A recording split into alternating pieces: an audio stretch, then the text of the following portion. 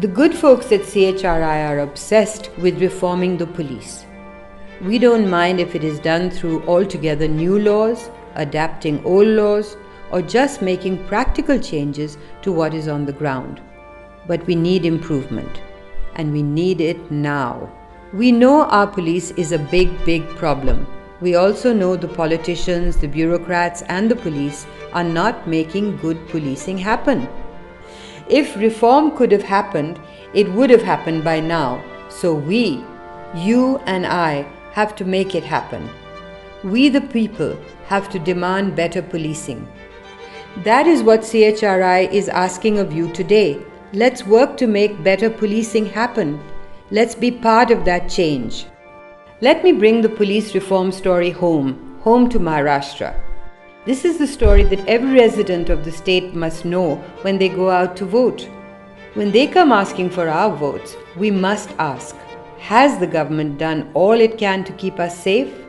Has it done enough to protect my life, my family, my property? And has it done enough to create an environment in which we can all enjoy our rights and freedoms to the fullest? Let's first take a look at what the safety and security climate in Maharashtra looks like. Maharashtra has 165 police people for every 1 lakh population. The international minimum standard is 222. Delhi, Assam, even Jharkhand has better ratios than Maharashtra. Even here, there is a shortfall of 8,000 police personnel.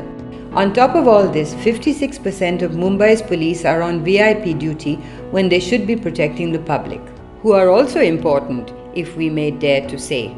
As the population has increased over the decades, so has the crime and the workload. Between 2002 and 2012, IPC crimes rose by 14%. At the same time, reported crimes against women rose 31%.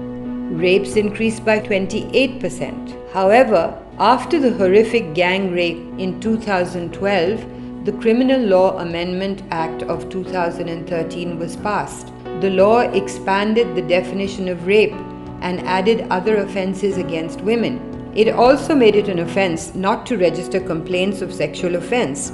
As a result, in 1 year, there has been a 36% increase in registered cases of crimes against women and a 42% increase in registered cases of rape. Interestingly, complaints against the police have also risen. Between 2002 and 2013, there was a 47% increase in complaints against the police.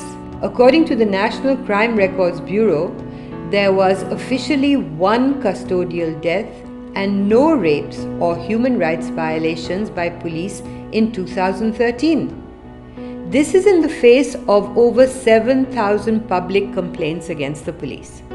Also, according to the NCRB, there are no recorded disappearances of persons, no illegal detentions, no fake encounters, no extortion, no torture, no false implication, no failure in taking action, no indignity to women, no atrocities on SC/STs or other violations by the police. Each day the newspapers tell us a different story of brutality, inefficiency, and public dissatisfaction. Clearly there is something very wrong. So the next step is to make things better, for the Maharashtra government to put in place a police that is responsive, efficient, unbiased, operationally independent, and accountable. So let's see what steps the Maharashtra government has actually taken to make things better. In 2006, the Supreme Court, in what is popularly known as the Prakash Singh case, thoughtfully distilled the many recommendations of the many commissions that had looked at policing over the decades and crafted 6 clear directives that all the states and union territories of the country must adopt in order to fix India's policing problems. It was a package to be taken all together.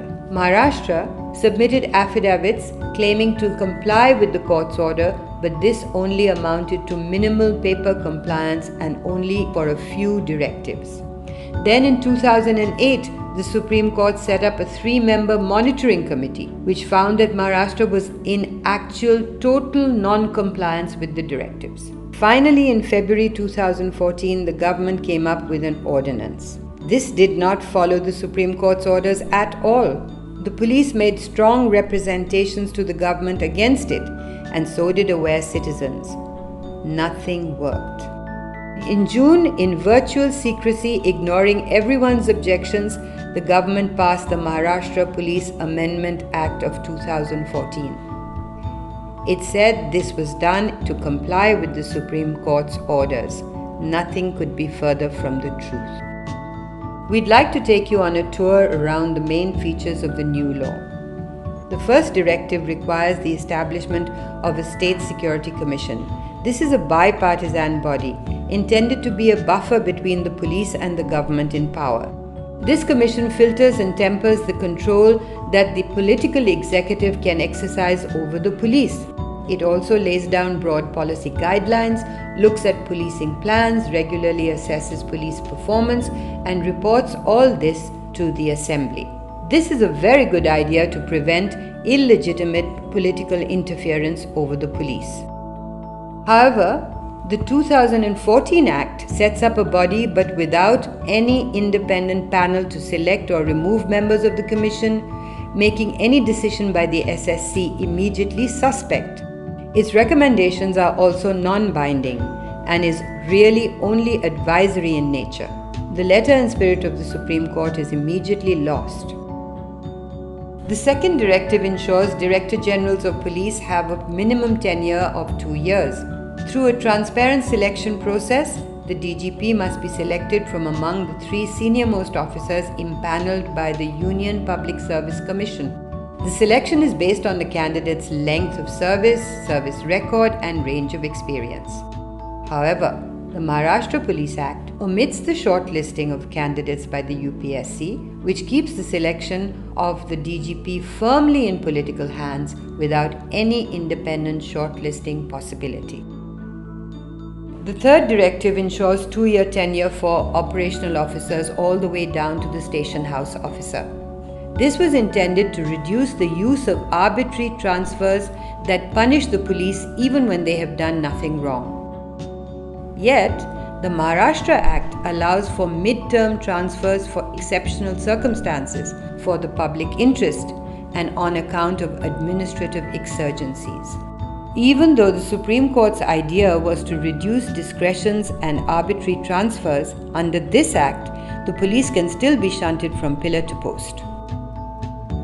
The Court's fourth directive emphasized the need to separate investigation and law and order functions of the police. Each is a specific function that requires different skills and training. In the face of this, the Maharashtra Act does not create new and specialized crime investigation units, but rests on the plea that this is somewhat already in place. The fifth directive sets up a police establishment board. This is made up of the police chief and 4 of his senior-most officers. Depending on rank, this board can decide or make recommendations to the government on transfers, postings, promotions, and other service-related matters. The directive was intended to put management where it belongs, back in the hands of the police leadership and not in the hands of any outsider. However, the Maharashtra Act deviates from the court's composition and brings in people outside the police leadership to be on this board. So, outside influences can still decide career paths and assess capabilities when this should be the job of no one else but police managers. The sixth directive requires governments to create a police complaints authority. This is a specialist body that looks into public complaints against police officers in cases of serious misconduct, including death, grievous hurt, rape, and other offences involving serious abuse of authority. The Police Complaints Authority's direct oversight is meant to give the public a local level independent go-to place for their grievances. Instead of being totally independent to the police as the Supreme Court required, the Maharashtra Act allows it to have serving police officers on it. There is no arm's length process for appointing other members, and to ensure its weakness, its recommendations are not even binding. In short, taken together, the Act completely wipes out the possibilities of good policing that the Supreme Court's directives held. In fact, it embeds into law all the bad practices that are rife and keeps the police totally in the pockets of the political executive. Throughout the years when Mumbaikars had to go through the horror of the Mumbai blasts, past 2006 when the Supreme Court passed its directives, past the monitoring committee's finding that Maharashtra had done nothing to make policing better, till now when the court is again looking to see whether its orders are being obeyed, Maharashtra has resisted improvements. In the end, the state has created a law entirely biased in favor of cementing a stranglehold grip on the police. The people of Maharashtra now have a police that is still short-staffed, still undertrained, still unspecialized, and still ill-equipped to serve the people.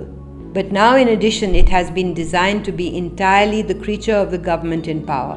Police planning, behavior, careers, and accountability will be subject to every new government's political biases and whims. Unless we, the people of Maharashtra, demand a change. We have that opportunity. We need to make better policing a central issue in the coming elections. We need to ask every candidate in every public forum, what is it you will do to make the law better, to help the police be better on the ground, to make our families and our future safer. We need to send a signal that to get elected, every candidate of every party must tell us what he or she will do to make policing responsive, clean, efficient, and law-abiding. What will they do to change the police from a force to a service? Promises won't do. Practical solutions must be spelled out before you get the vote of the great people of Maharashtra.